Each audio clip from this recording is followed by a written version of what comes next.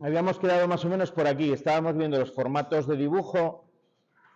Os decía que los tamaños de los formatos, de los papeles que utilizamos para representar los planos, también están normalizados. ¿Por qué lo han normalizado? Bueno, por facilidad de reproducción, para poder reproducirlos de manera sencilla. Hoy en la era un poco digital, si vamos a utilizar la información en formato digital, no es tan importante, pero todavía se siguen utilizando, aunque bastante menos, los planos en papel, sobre todo en obra. Cuando estamos en un taller es mucho más cómodo utilizar el plano en papel, me permite hacer una corrección rápidamente, no pasa nada si se ensucia, si se rompe, se imprime otro y está. Vale. Bueno, para recordar esto, para acordarme y que no se me olvide y poder tenerlo presente, yo me aprendería la medida de la 4, ¿vale? Que son 210 por 297. Si recordáis esa, las demás se sacan doblando el tamaño, si recordáis. El A3 es el doble, el A3 es... Siempre se doblan por el lado corto, ¿eh? Se ponen dos, un lado del otro por el lado largo y la medida que se dobla es la del lado corto. Un A3 sería... El doble en el lado corto serían 420 por 297. Si hago un A2, sería el doble de un A3, doble el lado corto del A3, que es el de 297, me quedaría 594 por 420. Doblando ese tendría el siguiente, que sería la 1, y doblando la 1 tendría el formato total, que es el A0, ¿no? Que es el más grande.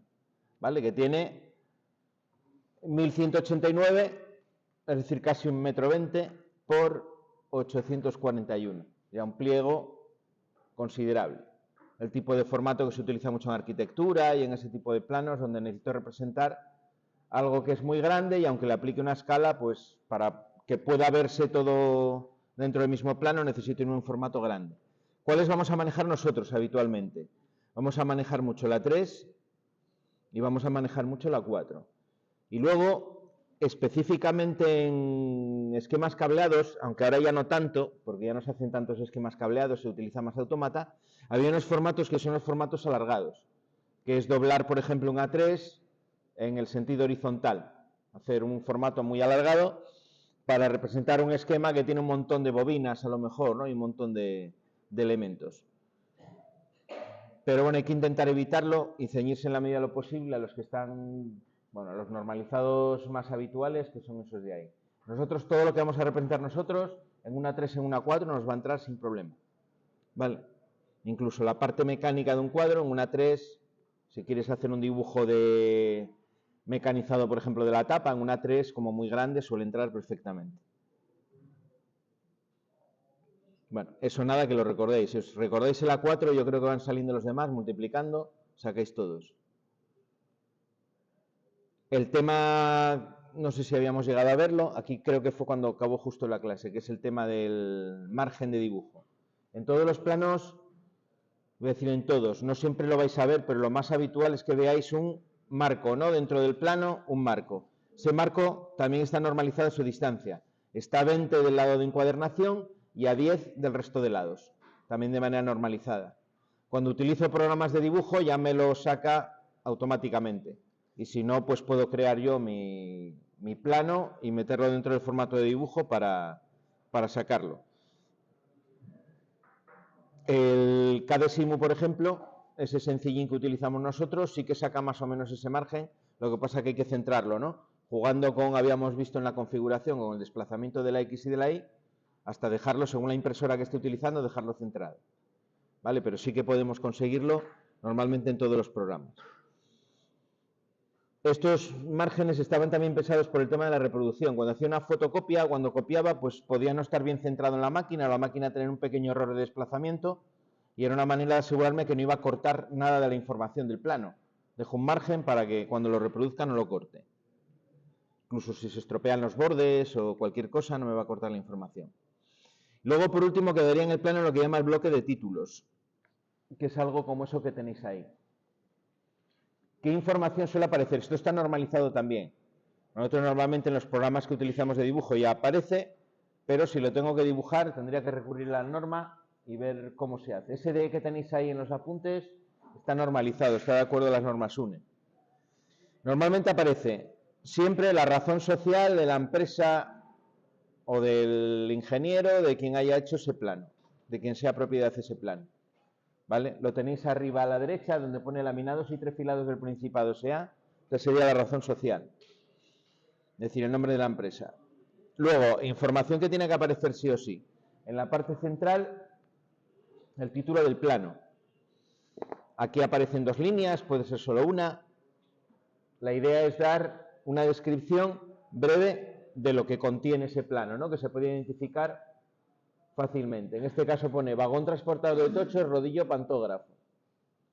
Dentro de ese vagón transportador, pues está representando una parte concreta que es el rodillo pantógrafo. Otra cosa que sí o sí tiene que aparecer es la escala, si es un dibujo mecánico. En los esquemas eléctricos no, porque no están a escala. Pero si es un dibujo mecánico, tiene que aparecer la escala. Incluso si no la tiene, normalmente se pone SE de sin escala, ¿vale? Se ponen las iniciales SE de sin escala. Lo tenéis ahí, en este caso sería un plano que estaría dibujado a escala 1:2. En la parte de la derecha del título, a la derecha del todo,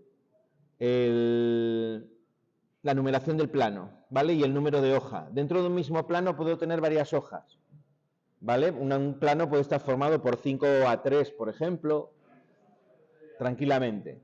Lo que se hace es que tengo un mismo esquema que quiero representar y como no me entra en una 3, pues continúo por un segundo, por un tercero. Se pone siempre el número total de hojas y el número de hoja. Por ejemplo, ahí aparece hoja 1 de 1, sería un plano que tiene solo una hoja, sería por tanto la primera. Si tiene un plano, imaginaos que tiene 3 hojas. La primera sería hoja 1 de 3, la segunda sería hoja 2 de 3 y la tercera sería hoja 3 de 3. De esa manera, si yo pierdo uno de los planos, sé que me falta enseguida, porque sé cuántos tienen que ser en total. ¿Vale? La idea es que si se pierde alguna hoja de ese plano, saberlo enseguida que lo he perdido, que no lo tengo. ¿Vale? También ordenarlos, ¿no? Para saber por cuál tengo que continuar. Y luego el número de plano, que es esto que tenéis aquí, que aquí en estos apuntes os pone una nomenclatura, pero que no siempre tiene que ser esa, ¿eh? Luego la comentamos la que pone, pero bueno, esto es un poco propio de cada, eso que aparece ahí, el número de cada oficina técnica, podríamos decir. Y ya al final las firmas, el bloque de firmas y de nombres del dibujo. Normalmente se pone dibujado y comprobado, o dibujado y aprobado. Ahí añade una más que es diseñado, dibujado, aprobado. ¿Vale? Puede ser alguien que es el ingeniero el que va a firmar, alguien que es el delineante, que es el que dibuja, una segunda persona, y una tercera es el que tiene a lo mejor una dirección de obra o el responsable de la oficina técnica que da el visto bueno final a ese plan. ¿Vale? Puede haber hasta 3 personas distintas allí involucradas en la elaboración de ese plano. Hay veces que solamente es una persona y a lo mejor pone un dibujado y un comprobado, ¿no? Más adelante. Hay otra cosa que no aparece ahí, vale, sí aparece ahí, que es esto, aparece como índice de revisión. Esto sería la versión del plano. Esto es importante también. Vale, cuando un plano sufre modificaciones, añadimos un índice de revisión. Si es la segunda versión, sería 2, la tercera 3, etcétera. ¿Vale? Hay veces que se pone también, como se pone en los programas de informática, con una V de versión, ¿no? Versión 1, versión 2, V1, V2, V3. ¿Vale? Los planos sufren modificaciones muchas veces en obra. Es algo bastante habitual. Ya os decía el otro día cuando empezamos a ver el tema que a veces en obra las cosas no resultan como se pensaron en la oficina técnica en el papel. Entonces hay que hacer modificaciones, que muchas veces las hace el oficial, que está al cargo del montaje de esa instalación. Bueno, corrige el plano, lo devuelve a la oficina técnica y sale el plano con la segunda versión. ¿Vale? Se pone también, no lo pone ahí, pero normalmente se pone fecha también por eso. ¿Vale? Aquí donde está el bloque de firmas, donde pone formato A3, dibujo de despiece, normalmente esta columna se utiliza para poner las fechas. Se pondría aquí, se dividiría en, igual que está la anterior, sería algo así. Esto está normalizado, pero tiene ciertos grados de variación, ¿eh? No es siempre exactamente igual. Aquí lo dividiríais de esta manera así, Y aquí pondríais, en vez de formato, pondría fecha. Y aquí pondréis la fecha de cada uno de los, de la firma, de la comprobación, del dibujo. De esa manera queda constancia también de la fecha en la que se hizo la revisión. Si andan por ahí pululando planos de una revisión más antigua, aunque traiga el número de revisión, te voy a saber también la fecha. Ese plano de qué fecha es. ¿Vale? Es importante, sobre todo para el seguimiento posterior de esa obra o de esa instalación o de lo que estéis haciendo. ¿Vale? A veces se hace un poquito más simplificado, ya depende, se pueden ir quitando cosas y dejarlo un poco más simplificado. Es importante siempre que hagáis un plano cubrir el bloque de títulos o lo que llamamos habitualmente, lo llamamos cajetín, con los datos oportunos. ¿Vale? En el CADE-SIMON ya visteis que en edición, cajetín, es donde ponemos esos datos. Hay que acostumbrarse, en una de las primeras tareas que hago cuando hago el plano, cubrir el cajetín para que no me quede sin cubrir. Eso y el guardado. ¿Vale? Con eso estaría la parte de los formatos. Mirar aquí, por ejemplo, ¿veis? Mira, en este sí que incluye la fecha. Este es un ejemplo de plano, este es un dibujo mecánico. No es el tipo de dibujos que vamos a hacer nosotros, pero, bueno, por tener una idea, ¿no? Ahí tenéis las fechas, los nombres, las firmas, la escala, el título abajo, el número de plano, el número de hoja. Y a veces, en este caso que en el anterior no aparecía, puede aparecer una lista de materiales en la parte superior. Una lista de materiales que va de abajo arriba. Ahí se pondría todos los materiales que tengo. Puede hacerse también en un dibujo eléctrico una leyenda de símbolos. Una tabla donde pongo un símbolo y digo lo que es. Eso, por ejemplo, cuando veáis planos con Ricardo, ya os lo enseño, ¿no? Cómo se ponen las luminarias distintas que utilizo para un plano de situación y el símbolo que he empleado. Como muchas veces hay que recurrir a símbolos que no están normalizados, pues para que el que maneje el plano sepa en todo momento, cuando ve un símbolo, de qué se trata. Se hace una tabla aquí a continuación y es la mejor manera de hacerlo. Veremos ahora que cuando se doblan los planos, se doblan siempre para que el bloque de títulos quede en la parte de arriba y siempre se vea lo primero. Cuando estoy pasando en un archivador varios planos que están plegados porque son formatos grandes y no me caben en formato A4, lo que voy a ver siempre primero de cada plano es ese bloque. ¿Vale?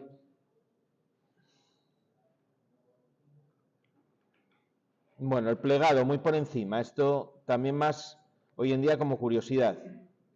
¿Cómo se pliegan los planos? Hay dos maneras de hacerlo. El plegado de planos con pestaña para encuadernar o sin pestaña para encuadernar.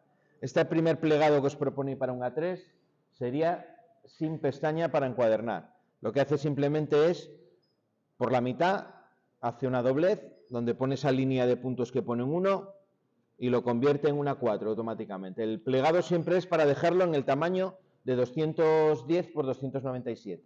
Es el objetivo del plegado, porque se archivan normalmente en formato A4. Ahí veis que no tiene misterio, ¿no? Se pliega por la mitad y tendría una 4, con el cajetín siempre para arriba, que se vea el cajetín. Este sería un A2, también sin fijación.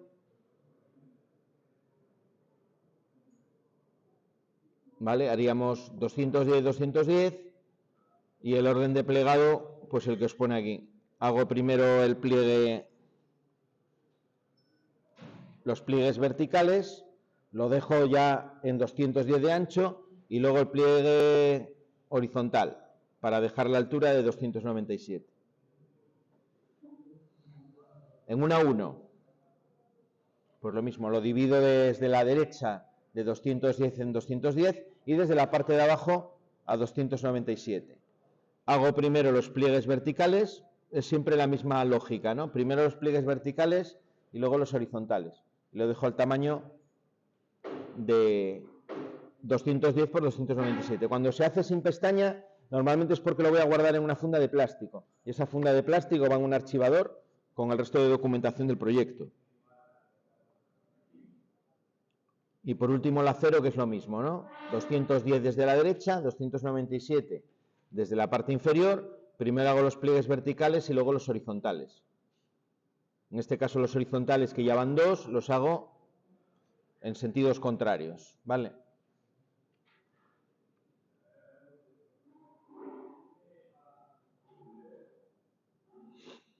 Bueno, este sería el que lleva fijación o pestaña, que llamamos nosotros. Aquí cambia un poco. Lo que hago es dejar los 20 que tengo de margen de encuadernación para que queden fuera y poder encuadernar por ahí. Es cuando voy a fijar directamente el plano al proyecto, o bien lo voy a encuadernar o va a estar en un archivador taladrado. Lo que hago es medir 190 desde el borde de la hoja, 190 más los 20 de la encuadernación que hacen los 210, ¿vale? Y tengo que hacer dos pliegues, uno ahí el primero a 190 y otro me pone aquí. Bueno, yo realmente cuando lo hago no lo mido, lo que hago es, llevo este pliegue, hago este pliegue en primer lugar y lo llevo sobre esta línea, ¿vale? Y al llevar el pliegue sobre esa línea, donde te quede ya lo pliegas, ¿vale?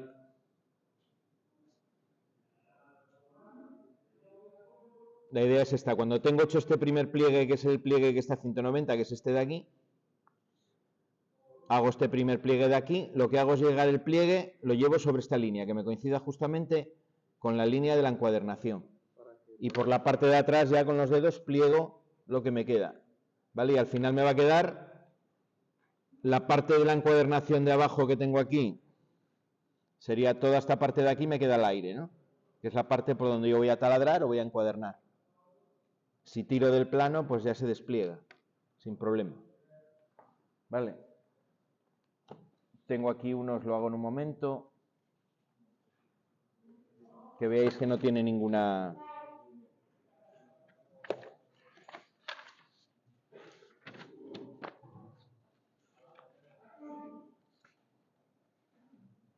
A ver, tenía por aquí un A3, os lo hago en un momento.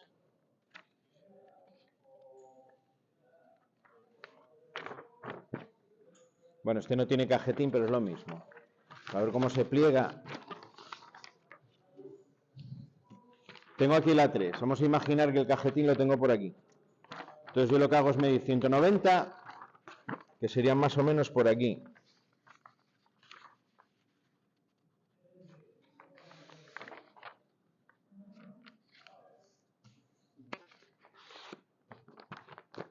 Medí 190 desde el borde de la derecha, ¿vale? Esta es la parte de delante donde tengo el cajetín y hago este pliegue. Vale, y ahora este pliegue lo que hago es hacerlo coincidir con donde tenga yo la línea, ¿no? Imaginaos que aquí tengo la línea de encuadernación, ese pliegue que acabo de hacer lo hago coincidir y en la parte de atrás lo que me queda lo pliego y ya está. No tiene más misterio. De tal manera que lo que me queda es la zona de abajo libre, la zona de encuadernación para poder encuadernar. Si tiro de él, pues lo despliego, ¿no? Esto lo puedo meter en un archivador o lo puedo encuadernar con espiral o con el método que utilicéis. Y os queda el plano, la 3, del tamaño de 210 por 297, plegado y además encuadernado. ¿Vale? Esta es la manera o el pliegue más interesante que tenéis que conocer, porque aquí como mucho vamos a utilizar un A3. Y bueno, tenéis lo mismo, misma idea para los demás, ¿vale? Y en la pestaña, para no doblarla, lo que se hace es un pliegue en una esquina, que es lo que cambia. De manera de plegar, cuando son formatos grandes, es un poco más compleja. Tengo que dejar ahí en la esquina una pequeña doblez para que la encuadernación libre, ¿no? Porque si lo pliego con la pestaña, a la hora de encuadernar, si encuaderno en espiral, voy a pillar la parte de adelante y la de atrás. Lo que se trata es de solamente encuadernar por la pestaña, por la parte, vamos, solamente una hoja, de tal manera que luego lo pueda desplegar. Si no, no podría. Bueno, esto ya por curiosidad, para que veáis en el A2 cómo va haciendo en los demás. Esto está normalizado también, esto no es... Hay una norma que dice que se pliegan así. Vale. Hoy en día, como se suele utilizar, cuando se utilizan en papel, se suele utilizar más el método sin pestaña. Se ponen fundas, encuadernas la funda y es mucho más cómodo, lo puedes sacar, lo puedes meter. La funda te da la ventaja que si quieres llevarte el plano a obra, no necesitas llevarte todo el pliego, sacas el plano de la funda y manejas la hoja individualmente. Si lo tengo ya encuadernado, de manera permanente, me tengo que llevar todo el tocho a trabajar con él, ¿no? Bueno, y el método de archivado, que esto ya un poquito antiguo. Hoy en día pues se guardan en un disco duro en PDF y está, o en la nube o en varios sitios, ¿no? Si somos precavidos, formato digital, siempre copia de seguridad. Vale, y al final la copia de seguridad mejor es tener al menos una copia en papel. Si es algo importante, al menos una copia en papel. Y luego copias de seguridad del formato digital. Si es algo muy crítico, pues más de una copia de seguridad. Normalmente se tiene una en la nube en un servidor y luego se tienen 2 copias físicas en sitios distintos. Imaginaos que tengo una factoría y tengo los planos en la oficina técnica que está dentro de la factoría. Tengo el formato papel y tengo el disco duro. Y hay un incendio y se quema todo. Entonces, por seguridad, si no tengo sobre todo copia en la nube, una copia física en otra localización distinta, de tal manera que siempre conserve la información. Bueno, haremos algo más adelante de trabajo con PDFs para ver cosas que se pueden hacer con los archivos. Vamos a ver también cómo pasar las prácticas, cómo escanear y cómo pasar a PDF, que hoy en día también es bastante útil para el trabajo de oficina técnica. O bueno, para el trabajo en obra cuando tenéis que hacer correcciones y demás. Vale, hay un montón de aplicaciones que me permiten hacer eso y me dejan los planos además de una manera muy buena, bastante curiosa. Bueno, pues avanzamos, vamos con la acotación.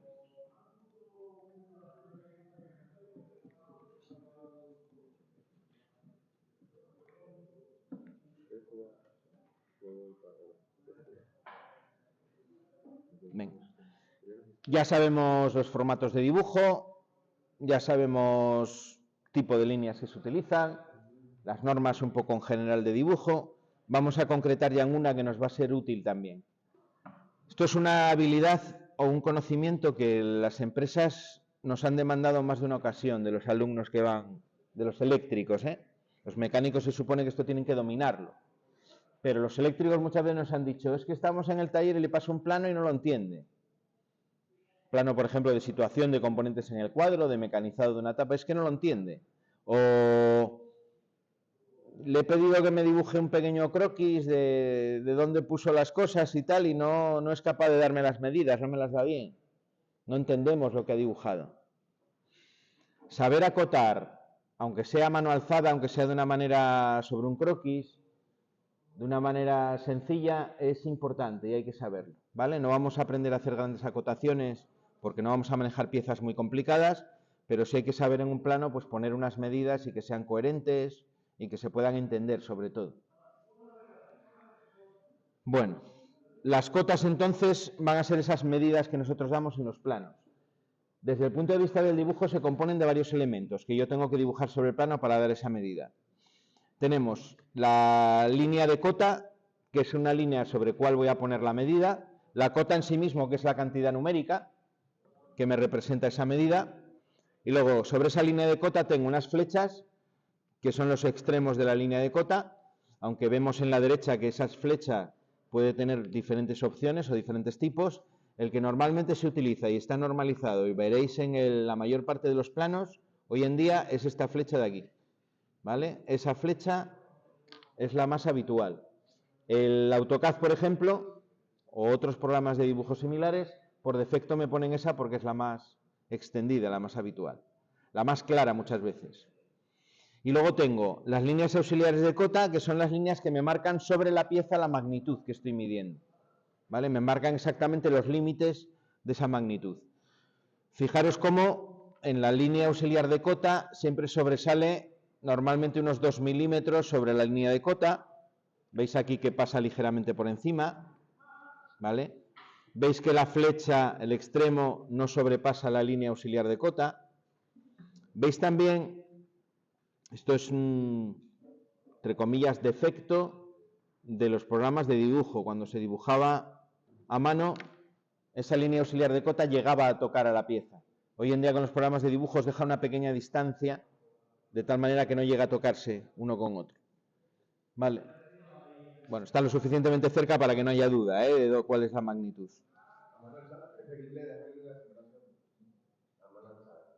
A mano alzada se puede juntar, que es lo más sencillo, sin problema. Y luego un detalle. Fijaros cómo en esa pieza la línea que me marca la pieza es más gruesa que la línea de cota. La línea de cota siempre va en el grosor fino, en el más fino que esté utilizando. Mientras que las aristas de la pieza van en el más grueso de los dos que esté utilizando. ¿Vale? De esa manera se puede distinguir visualmente claramente lo que es la pieza y lo que es la medida, para no confundirlo. Al hacerlo fino estoy indicando que no es parte del dibujo, sino que es una indicación que yo estoy dando. ¿Vale? Esas son las cotas. Entonces lo que vamos a aprender es cómo se dibujan, ¿no? ¿Qué normas tienen? Os da ya de salida ahí una serie de indicaciones de partida. Las líneas de cota no se deben de cruzar, ¿vale? Hay que intentar evitar que las líneas de cota se crucen. Hay algún caso muy extremo donde a lo mejor no puedo evitarlo y se cruzan, pero hay que a toda costa intentar evitar ese cruce. Como siempre en el dibujo lo que pretendemos conseguir, nuestro objetivo es claridad, ¿vale? Un plano se tiene que entender de manera sencilla. No tiene por qué pensar mucho el que lo está leyendo. Tú tienes que leerlo, la información te tiene que llegar de manera clara, de manera sencilla. Bueno, pues esa es la primera norma que nos dan, que tenemos que recordar, que es que las líneas de cota no se deben de cruzar, ¿vale?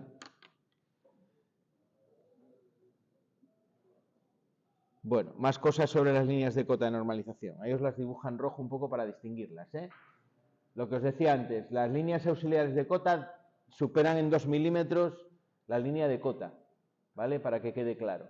La cota, que es el número, va justo en el medio de la línea, siempre, justo en el medio. Hay veces que lo tendré que desplazar porque en el medio interfiere con otro elemento que está en el dibujo, pues lo desplazo ligeramente. Pero en principio, si se puede, tiene que ir siempre en el medio. Puedo acotar por la parte de dentro de las piezas. Ahí tenéis en esta el ejemplo de cómo se acotaría, por ejemplo, un diámetro.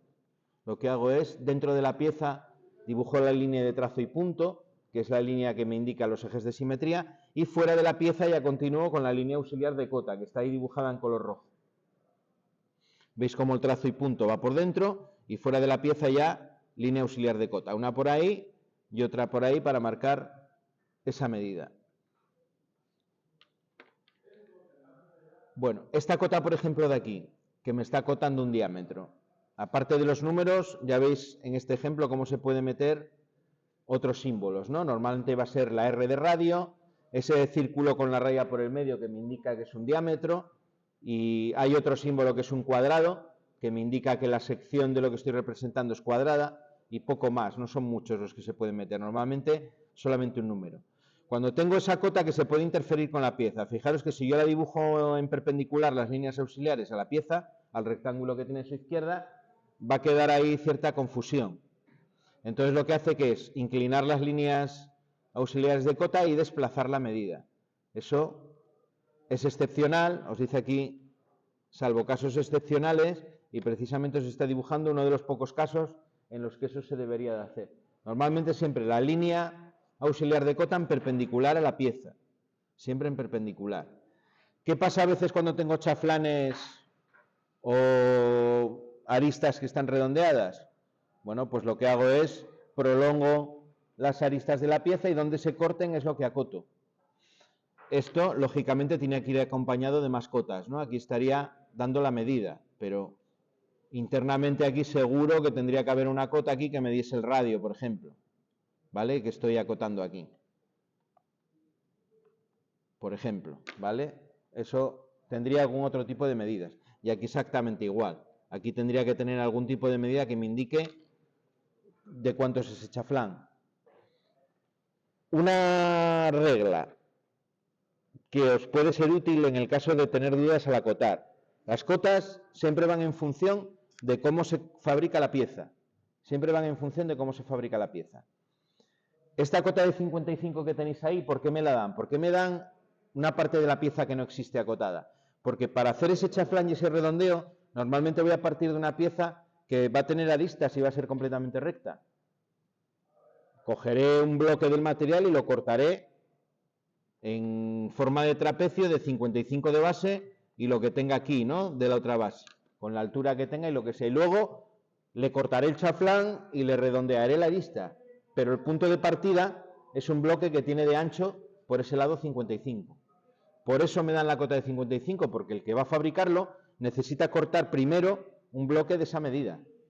Las cotas siempre van en función del proceso de mecanizado que vaya a llevar. Otro ejemplo de eso, si yo, por ejemplo, en una tapa de un cuadro, por decir algo eléctrico de lo que nos atañe a nosotros, quiero que queden bien todos los componentes entre sí, lo que voy a dar es una primera medida del primer, por ejemplo, pulsador a la bisagra de la tapa. Normalmente la referencia es esa línea donde tengo la bisagra. Y luego voy a dar una medida entre ellos. No voy a acotar el centro de cada uno al borde de la bisagra, porque lo que quiero tener yo es la apariencia visual de que todos están a la misma distancia. Entonces, ¿qué voy a hacer? Darle al que lo va a construir esa distancia para que lo haga de esa manera, ¿no? Para que vaya midiendo de un centro a otro centro. De esa manera es mucho más probable que le queden visualmente de manera uniforme, que si va midiendo cada uno al principio. ¿Vale? El proceso de fabricación es importante, no siempre lo voy a conocer, esa es la dificultad de la acotación.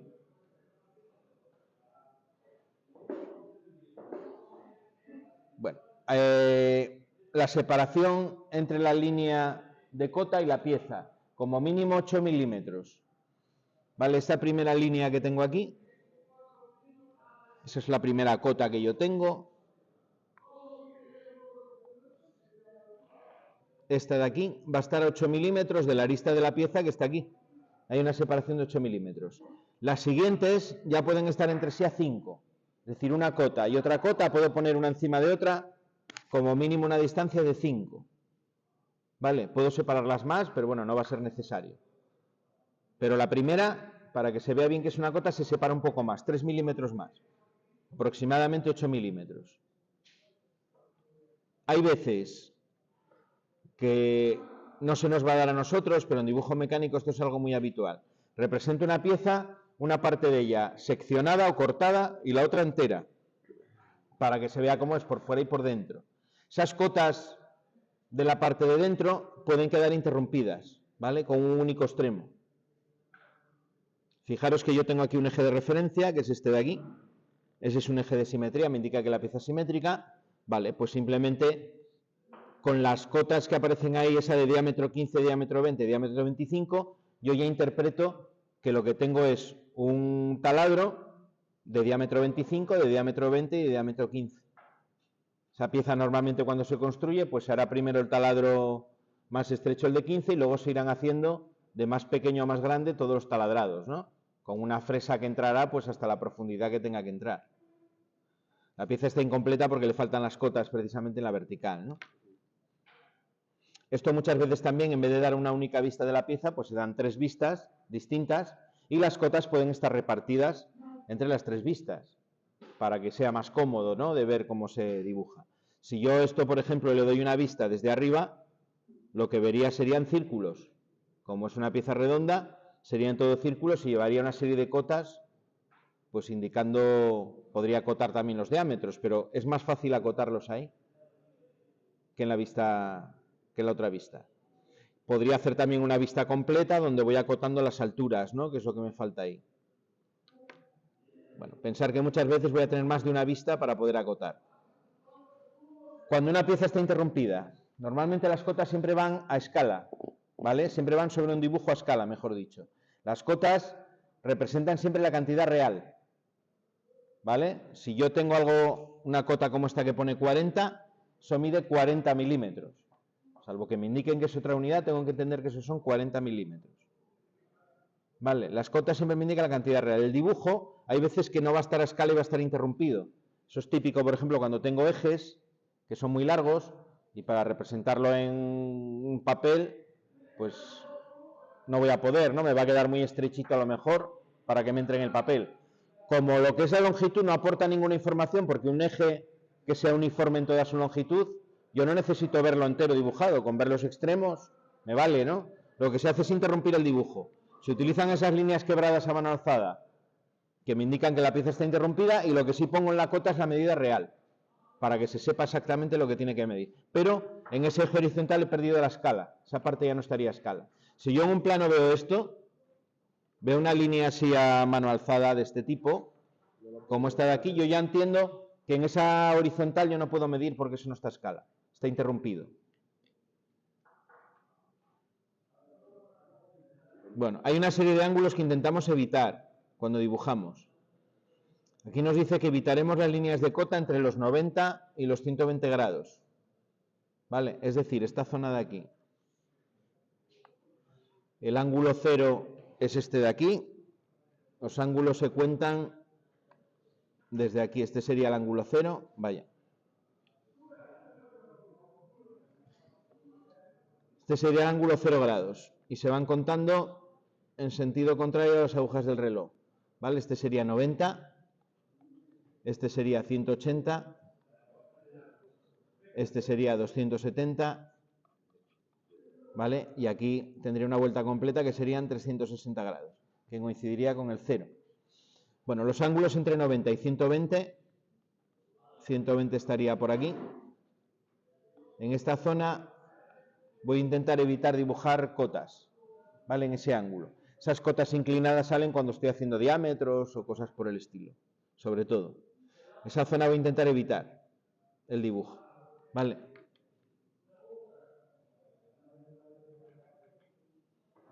Bueno, acotación de arcos, diferentes opciones.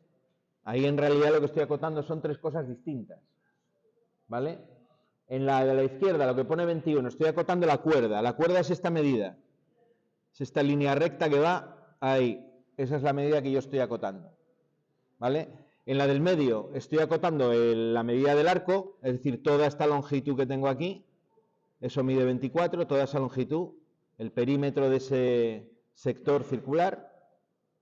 Y en esta de aquí estoy acotando el ángulo, ¿no? Este ángulo que tengo aquí. Bueno, en cada caso, ¿cuál hago? Bueno, depende de cómo se construya esa pieza, sería útil una cota u otra cota, como no lo sabemos. Aquí me da la posibilidad de los tres. Fijaros cómo en el arco me incluye aquí un símbolo parecido a ese periodo, ¿no?, que utilizamos en matemáticas, como un pequeño arco para indicar qué es lo que está acotando. Y cuando son grados, incluye el símbolo del grado, ¿no?, también. Venga, ahí tenéis ejemplos de acotación de una pieza circular por la parte de arriba. Puedo acotar en los círculos o en las circunferencias, puedo acotar hasta el centro solamente, que es el ejemplo que tenéis a la izquierda. Esa medida de diámetro 120, diámetro 150, me está acotado hasta el centro. Hago que la línea de cota rebase ligeramente el centro y sobre ella pongo con el símbolo del diámetro. Como hay un eje de simetría, o en este caso dos ejes de simetría, ya entiendo que la otra mitad de la pieza es exactamente igual. Aquí tenéis la acotación completa. Veis cómo aquí se desplaza, ¿no? Desplazo las cotas para que no se interrumpan las líneas que tengo. Así todo, en la de 20 me interrumpe parcialmente la línea del eje. Pero hay que intentar evitar que las líneas de cota estén atravesadas por ninguna línea. Si es el caso que tengo una línea, lo que hago es interrumpir la línea, pero la cifra que no quede atravesada por ninguna línea. Aquí tenéis otras acotaciones de radios. Estas no se ven muy bien, pero lo que hay aquí es una línea. Voy a remarcarla por encima, que llega hasta ahí. Bueno, estaría en recto, ¿vale? Eso es cuando no voy a dibujar el centro. Acoto el radio, pero no dibujo en una cruz el centro. Se pone el R de radio y se hace esa línea quebrada, ¿vale?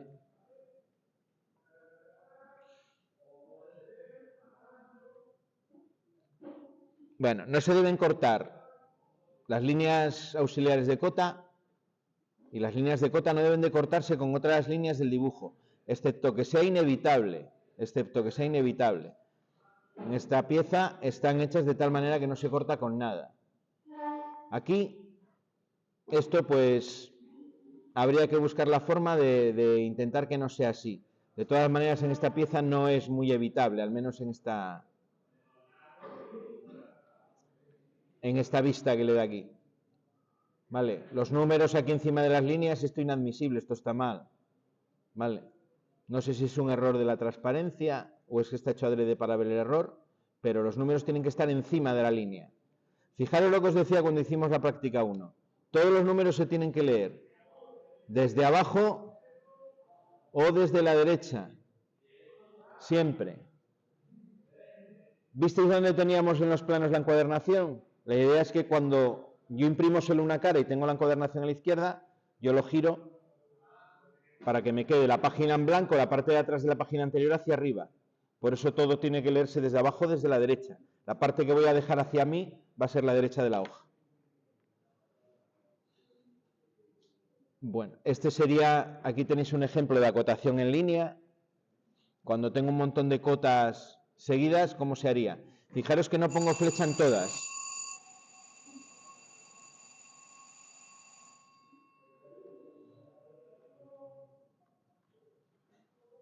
Bueno, fijaros cómo aquí cambia un poquito la cuestión. Por ejemplo, en este de aquí. Aquí veis que solo hay flecha en un lado, en la parte de dentro del 5 no hay flecha. ¿Por qué no hay flecha? Porque las flechas se entorpecerían, se pisarían con el 5. Entonces, como ya tiene las flechas por fuera, no es necesario utilizarlas en ese caso, se puede dejar sin las flechas. ¿Vale? Otra cosa que aparece nueva, aquí aparece un punto, ahí en esa cota. Ese punto me puede sustituir a las dos flechas, una de cada lado. Se utiliza también para poder dibujar ahí ese 3 y no se entorpezca. Aquí en este caso, la flecha que hay en el 3 de la izquierda sobraría. Eso es un error. Con poner los dos puntos ahí me valdría. Y fijaros, en la cota de 1 la flecha está sacada hacia afuera. Eso se puede hacer también siempre que el número, la cifra de cota no me cabe dentro, la puedo sacar hacia afuera. Es lo típico, por ejemplo, cuando estoy acotando espesores y cosas por el estilo, vamos a hacer otro ejemplo aquí, aunque sea mano alzada. Imaginaos que tenéis aquí un espesor de una pieza muy pequeño. Bueno, pues yo puedo poner aquí las líneas auxiliares de cota, la línea de cota y las flechas hacia afuera. Y la cifra puedo ponerla aquí. Por ejemplo, 10. Vale. Imaginaos que es 100. Y no me cabe dentro. Bueno, pues lo saco hacia afuera. Vale. Incluso si me cabe, lo que puedo poner es las flechas hacia afuera, pero el número dentro. ¿Vale? Eso también lo puedo hacer. Si yo dibujo en este caso las flechas dentro, lo que se intenta evitar es que esto me quede así, con una flecha que se pega casi con otra flecha, ¿no? Entonces por eso se sacan hacia afuera. Esa es la idea. Vale. Eso sería acotación o cuando acoto en línea. Todas seguidas. Se hacen todas a la misma altura. ¿Vale? Aunque en la pieza no tenga los perfiles de la pieza, las aristas a la misma altura, yo la acoto toda a la misma altura. Otra opción, en vez de terminar las líneas con la flecha, las puedo terminar con el trazo y hacer algo como eso que aparece ahí. La línea cruzada, en lugar de las flechas, también es una buena opción. Esto se utilizaba mucho hace años, era más habitual ver estas cotas que la flecha. Pero ha caído en desuso y hoy en día se dejan solo para casos así. Son líneas a 45 grados, ¿eh? Bueno, acotaciones de radios, con o sin centro.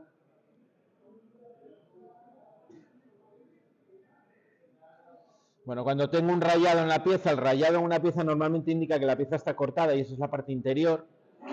El rayado se interrumpe para que no me interrumpa la cota. ¿Veis cómo ese 10 ahí, el sombreado que hay detrás del rayado está interrumpido y aparece bien claro el número 10?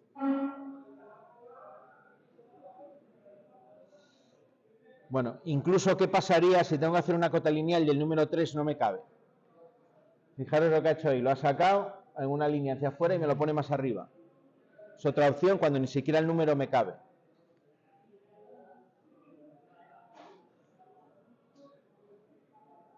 Los símbolos particulares que os decía, que no son muchos, el de diámetro, radio, el cuadrado lo vais a ver así o lo vais a ver también de esta forma, ¿vale? Dibujando directamente un cuadrado. Radio de la esfera es R y diámetro de la esfera la S y el símbolo de diámetro. ¿Por qué esos símbolos, por ejemplo, en este ejemplo que tenéis a la derecha? Porque me permiten definir la pieza con una sola vista. Si yo dibujo el cuadrado, entiendo que la sección, visto desde arriba de esa pieza, es cuadrada. Si pongo el diámetro, entiendo que la sección es circular, sin necesidad de tener que dibujar una vista desde arriba. Me simplifica el dibujo. Y ahí tenéis diferentes casos de aplicación. Por ejemplo, si esto es una esfera, pues poniendo ahí ese símbolo de diámetro 25, yo ya sé que eso tiene forma esférica, no necesito dibujarlo desde arriba.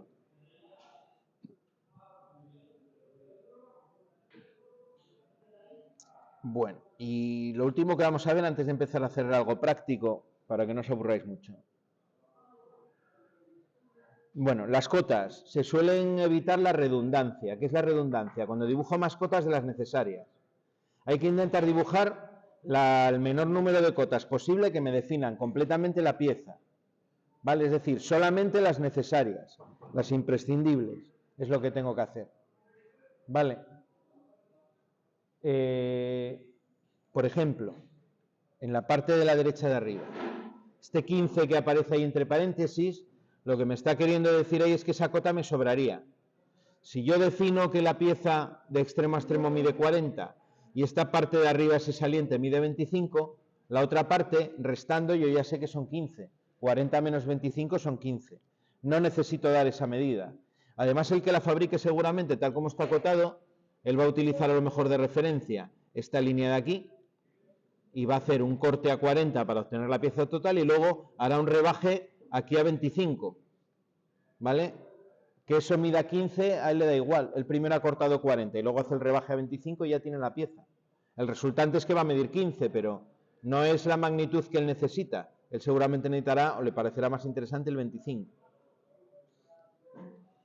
Bueno, cuando tenga un caso así, la cota de 15 en este caso no la daría solo la de 40 y la de 25. Las otras me sobran. ¿Por qué no dar más cotas de las necesarias? Porque todo lo que sea meter información en un dibujo lo va a hacer más difícil de comprender. Y si es información que no es necesaria, pues mejor que mejor para quitarla de ahí.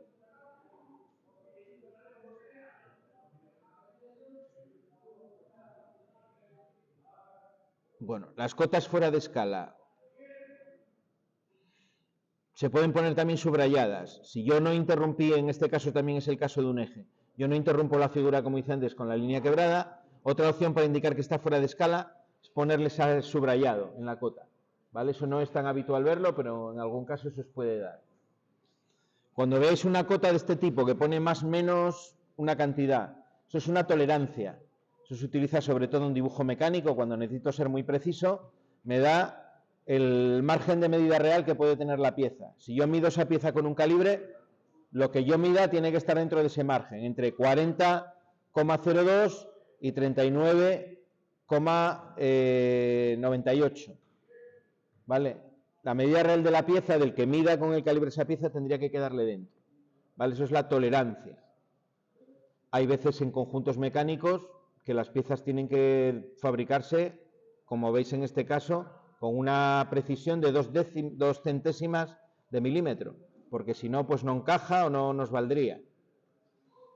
Esto para nosotros nunca, en un dibujo eléctrico, una tapa de un cuadro, tolerancias habitualmente no van a aparecer, no son necesarias.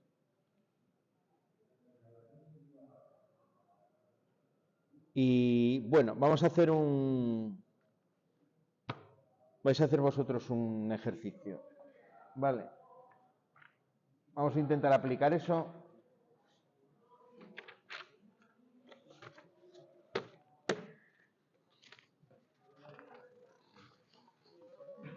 A una serie de dibujos concretos. En este está hecho de tal manera que tenéis que contar los cuadritos que hay en el dibujo que tenéis que poner. Está hecho con de tal manera que simplemente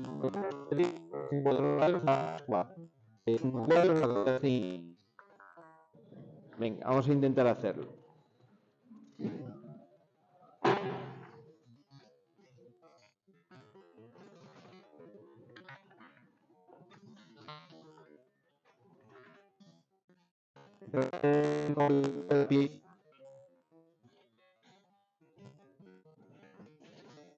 un momento para que intentéis hacerlo y luego comentamos la solución ahí para que veáis cómo sería.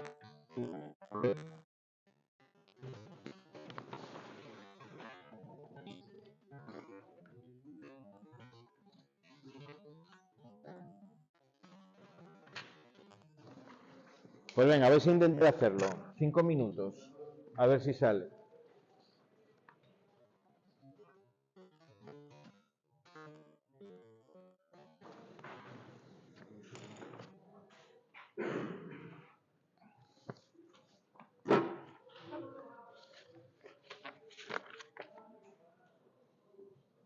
Vamos a dejar aquí a la vista uno de los que teníamos para que quede, puede servir de ayuda.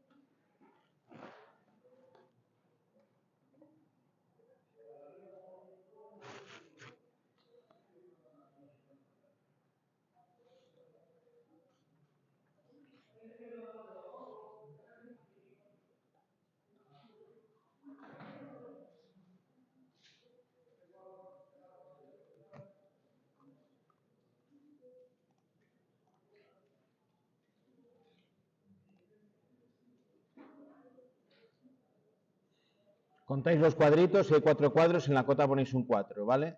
Se ha hecho así para que no tengáis que medir con la regla ni nada. En este caso sería un dibujo que está dibujado con una escala de reducción. Bueno, de aumento, perdón, no de reducción, de aumento, al contrario. Cada cuadrito es 1 milímetro, está dibujado más grande de su tamaño.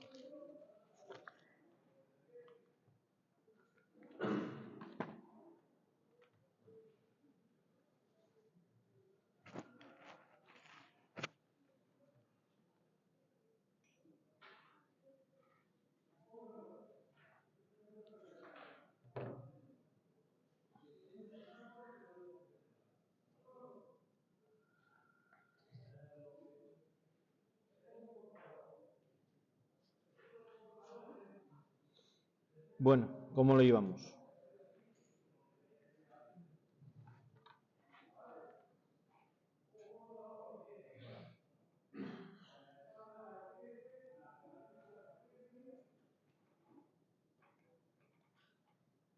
Vamos a ver el primero. Ven.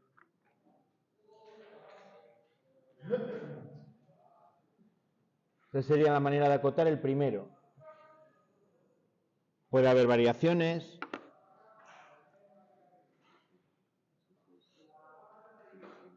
$10 la parte de arriba, 14 la parte de abajo,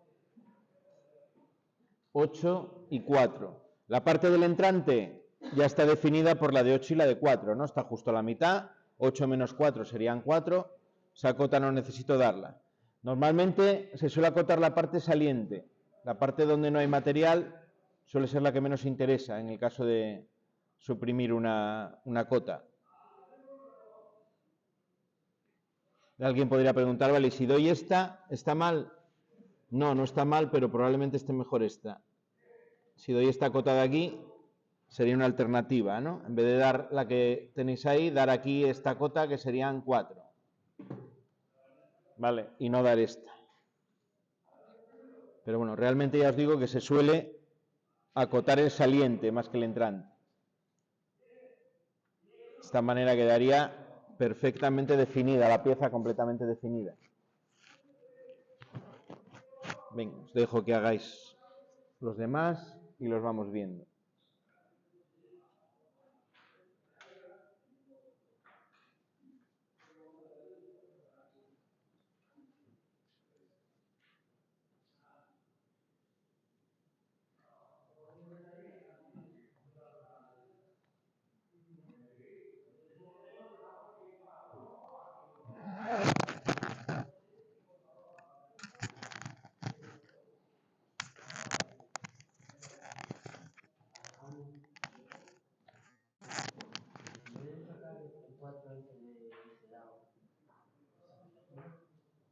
Está bien también, pero normalmente solemos acotar el saliente, no el entrante. Pero también sería correcto. Acotar en el 4 y luego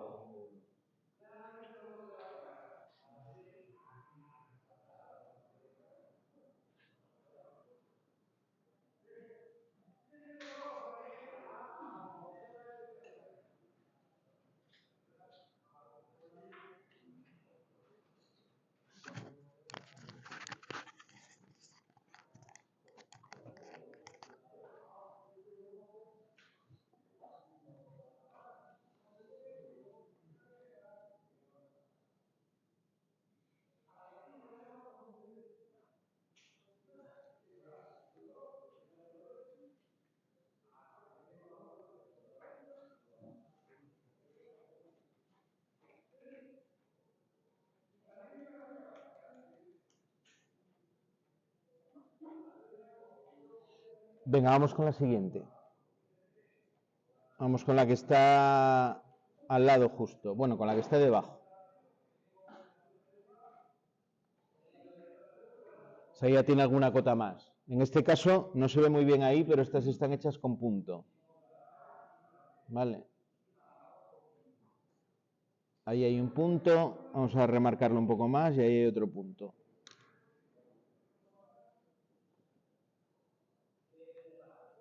En este caso, fijaros que hay una línea que cruza. Hay un cruzamiento aquí que no lo puedo evitar. En este caso es inevitable. Esta línea auxiliar de cota me está cruzando la arista de la pieza, pero es que no tengo más remedio. Siempre es mejor hacer las cotas fuera de la pieza que dentro, porque alguien puede decir, vale, pues esta cota yo la hago aquí. Valdría, pero se intenta evitar para no mezclar las cotas con la pieza. Podría meter esta cota aquí dentro y decir que estos son 6, por ejemplo, ¿no? Sería otra alternativa. Pero es mejor sacarlo fuera.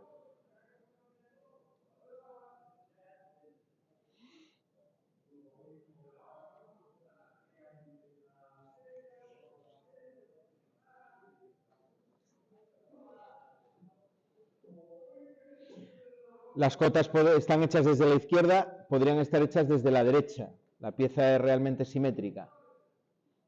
Sería exactamente lo mismo. Es decir, el 4 que hay a la izquierda aquí arriba, este 4 de aquí podría estar en este lado de aquí, sacar de otra parte de la pieza y quitar el otro. Los dos a la vez no, porque no es necesario. Pero en vez de ponerle a la izquierda esa medida de 4, puedo ponerla a la derecha. Como tengo debajo la medida de 14, de ahí saco el total. Otra duda que puede haber, ¿será mejor poner el 4 arriba y si pongo los dos 4 en la parte de arriba, ¿puedo quitar el 14? Pues no suele ser preferible tener la medida total en alguna cota.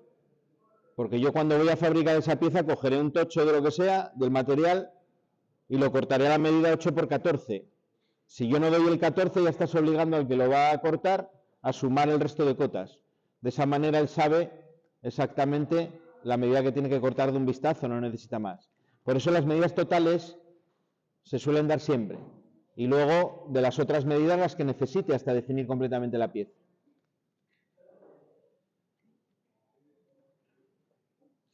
Bien, lo dejo ahí para que lo podáis ver y dentro de un poco ponemos la siguiente, la de arriba de la derecha.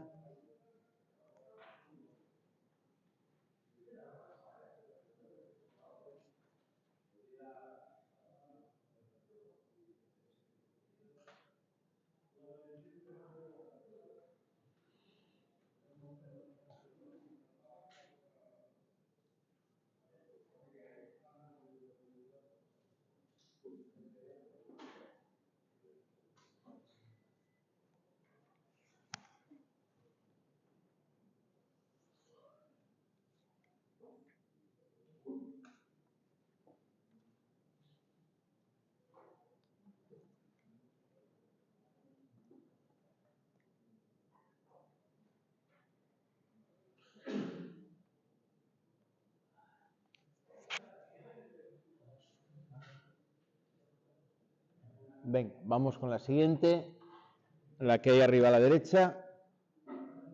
Sería algo así.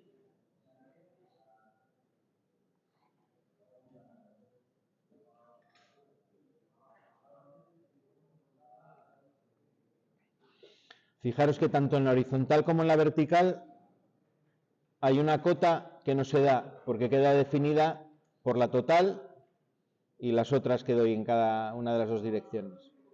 Me estoy refiriendo concretamente aquí. Esa medida de ahí no la doy. Es decir, lo que mide esta longitud de aquí, eso no se está dando. Van a ser 4 porque son 8 la altura, menos 4 que tiene el saliente van a ser 4. Y del otro lado tampoco se da. Esta altura, esta magnitud de aquí, tampoco se da. Eso van a ser 8 menos 2, que es el saliente de abajo, me quedarían 6. Y esta de aquí tampoco se da.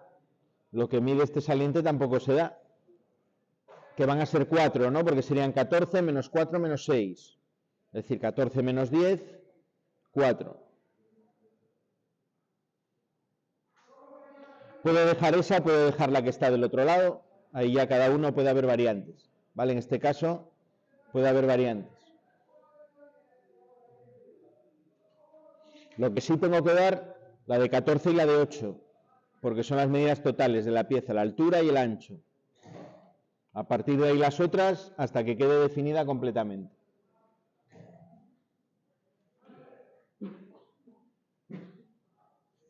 Fijaros nuevamente cómo todos los números se leen desde la derecha o desde abajo.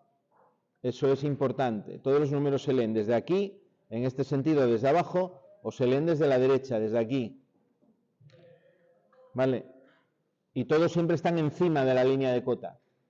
No en contacto, sino ligeramente separados. La separación será 1,5 milímetros normalmente, o 1 milímetro, pero separados por encima de la línea de cota.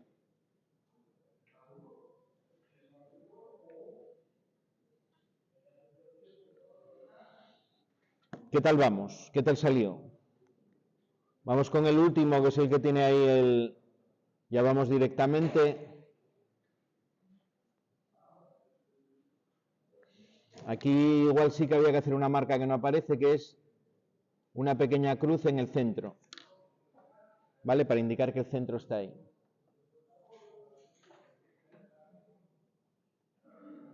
Con esas 3 cotas quedaría completamente definida.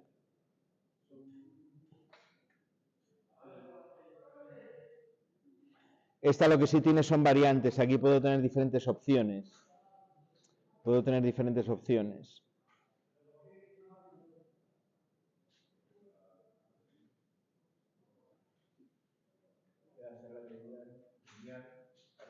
Indicando que es un diámetro, podría ser una opción.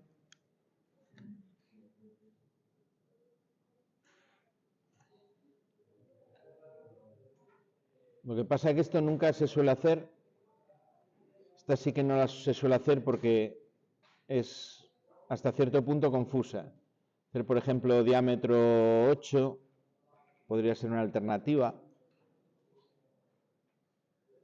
Pero se ve más claramente si pongo el radio. Al poner el radio ya estoy diciendo ahí que eso es circular. Estoy diciendo que es circular.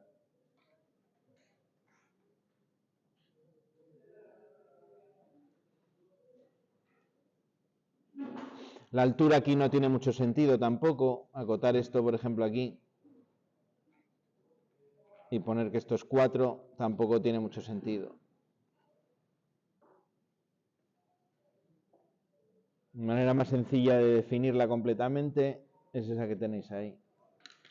Bueno, me falta que no lo estáis viendo, la cota de abajo que son 14. También ya os digo que esa sería una alternativa, pero casi más simple, más sencilla esta. Dar el radio y de ahí se saca completamente.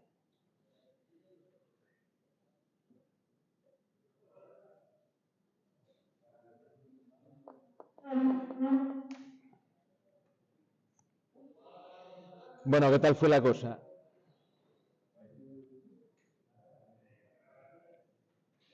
En el control de esta parte, uno de los ejercicios que os voy a poner va a ser acotar. Lo vais a hacer en una hoja, a mano, se escanea con el teléfono, se sube al Classroom. Vale. Os voy a dar para que hagáis para casa y mañana vemos la solución. Otro más. Vale. Este ya para que lo hagáis en casa. Lo hacéis y mañana os doy la solución y me decís.